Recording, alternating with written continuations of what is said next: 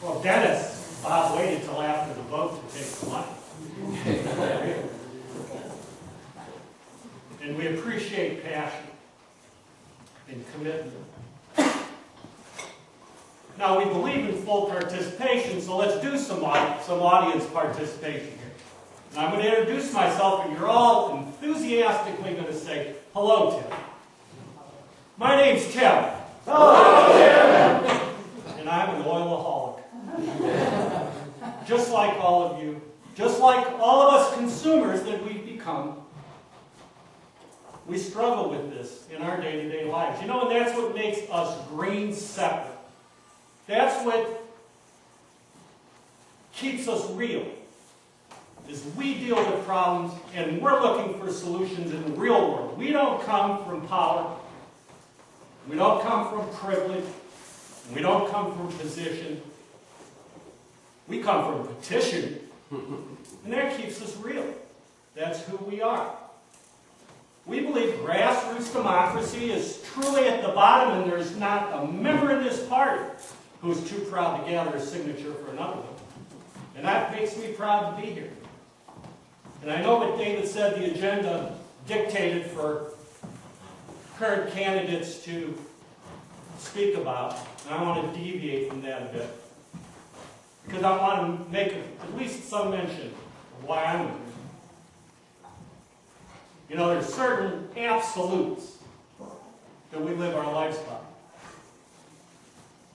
During the Vietnam War, I'm a conscientious objector. During the Vietnam War, I refused induction in the armed forces and met the FBI. I learned that nonviolent, non-cooperation changes the world. It ended that war and it showed us a way forward, and we're doing that today in the political process that we see.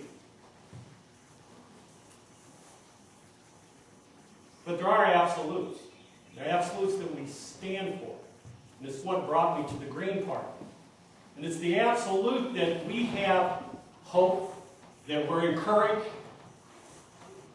that we can change this world, change our state, change ourselves, where it all starts for the better. The planet is not a commodity to be bought and sold through energy credits and through pollution credits. A woman's right to control her body is not somebody's religious moral. It's a constitutional right. The nonviolent resolution to conflict is the only sustainable foreign policy that we have. And health care is a right, not a decision to be made according to the profit and the bottom line. Now, you know, we deal with these problems as real people every day. I'm a self-employed small businessman. I have a business, and most of you know this, that it's environmental. It's wastewater. Once again, we keep it real because I'm not too proud to clean somebody's septic tank. I'm not too proud to put my hands on the work that protects the environment. In fact, I'm very proud to do that. It keeps us real. Many of you in this room are educators. And most of you know this, that it's environmental. It's wastewater. Once again, we keep it real because I'm not too proud to clean somebody's septic tank. I'm not too proud to put my hands on the work that protects the environment. In fact, I'm very proud to do that. It keeps us real. Many of you in this room are educators. You know, and I know you as people who care about our children and care about our future. I'm proud to be here. That's why I'm here.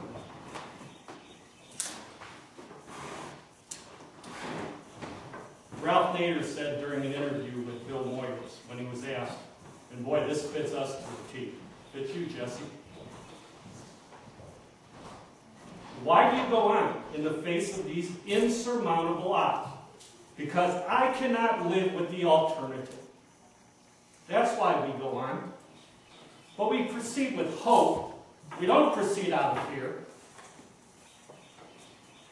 And this is what keeps me here.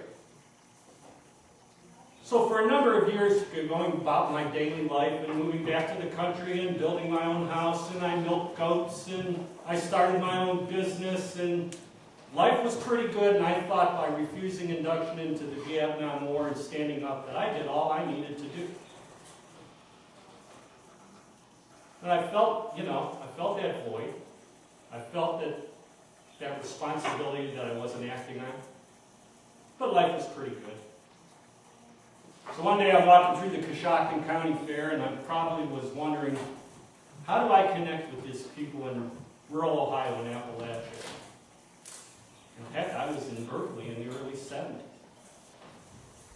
And look at all these hogs and chickens. And I walk down past the food aisle, and I see this booth, and it says, Green Party. And I could not believe it. I walked up to that booth, and there was a fellow in there in his 60s, and I said, have you had any death threats yet? This was right after the 2000 election. And he looked at me because he thought maybe this was a death threat. Well, he took my name. My friend Nick called me, and I went to a Green Party meeting, and here I am. And it's led me here. It's led me to be a candidate. It's led me to be a part of much more than politics, but of the community that we share and the vision and the hope that we all have for tomorrow. There are many ways to live your life. And they're probably most of them pretty good, except for the corporations. But the way we communicate with each other and the way that we are able to act upon what we have to offer without alienating people, without closing ourselves off to other people who have different ideas. And believe me, I'm a candidate for the 20th Ohio Senate District. In this district, that's a challenge, isn't it? Appalachia is a challenge. But we're not an elitist movement. We're not an elitist political party.